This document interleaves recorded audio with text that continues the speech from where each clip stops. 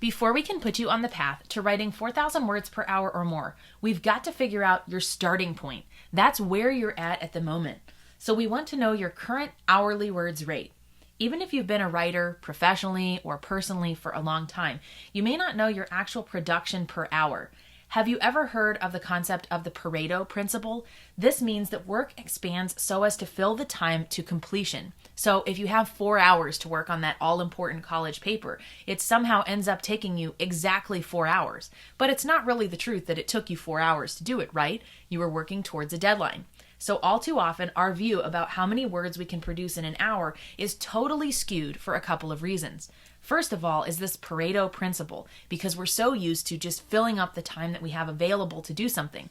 This is especially true for those procrastinators out there who wait until the last minute to start, but somehow always manage to get it done, even if it's at the last minute. The other reason it's hard to tell what your current hourly words rate is because we have all kinds of distractions and interruptions pulling our focus away. So it might have taken us an hour to write a 1-page blog, but it really would have only taken us 45 minutes or even 30 minutes if we'd been completely focused and hadn't had that coworker interrupting us or email notifications on our phone cutting into the focus that we had on that particular project. So let's start out by figuring out your current hourly words rate. What I want you to do is disconnect from the internet when you carry out this exercise. So finish this lecture first, and then when it's time for you to complete this exercise, disconnect from the internet. Turn your phones upside down so you can't see them, turn the sound off, or put them in another room. That's even better if you can completely distract yourself from all of the possible interruptions. You want to close your email browser, Facebook, and anything else that gives you notifications that something new has arrived.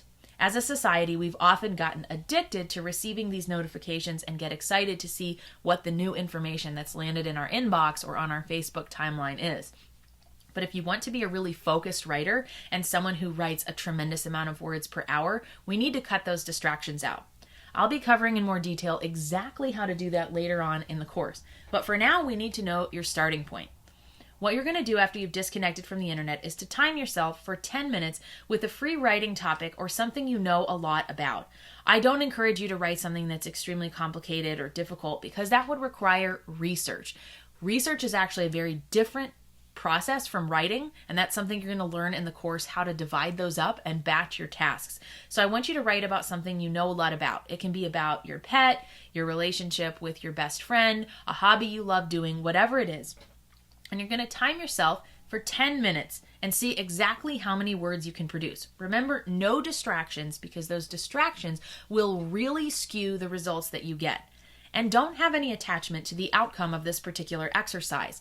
It's no point of shame or anything like that you want to improve. And there's no wrong answer. If you only write 100 words during that 10 minutes because you spent a lot of time thinking about it, that's okay. The goal here is simply to get that baseline. Now, you did the 10-minute exercise. We're going to multiply that by 6, right? Because there are 6 10-minute periods within a given hour. This is our baseline where we're going to begin for how many words you currently write per hour. Now, of course, there will be some adjustments based on writing about topics you're familiar with versus those that you aren't, but this is our critical starting point. This is how much you can typically do during an uninterrupted 10-minute period. Now, it's also important to keep in the back of your mind that to stay focused for a full 60 minutes writing would be hard. So you might have had a really powerful 10-minute period, but might not be able to sustain that over 50 or 60 minutes. Sometimes you can get more done by having a really focused 30-minute writing period as opposed to 60 minutes where you're getting distracted during that whole time. That concept doesn't really apply or matter at this point in time because we're just trying to make sure that you're getting these writing sprints and really focused writing time with a decent expectation of what that translates to at an hourly rate. So it does not necessarily mean that every hour you're going to hit 3,000 or 5,000 words, but it's that part-time equivalent or that block equivalent during these 10, 15, you can do 20, you can even do 2 30-minute shifts as well. This gives you a lot of insight into where you're at right now. Of course, I just mentioned that it's not perfect because there's going to be fluctuations based on whether or not you could really remain focused and writing at that level for a full 60 minutes. But we're looking for insight here. We're looking for a good number to begin with. So now that you know that number, write that down and store that in your notes for the course, because we're going to work to improve that as you go.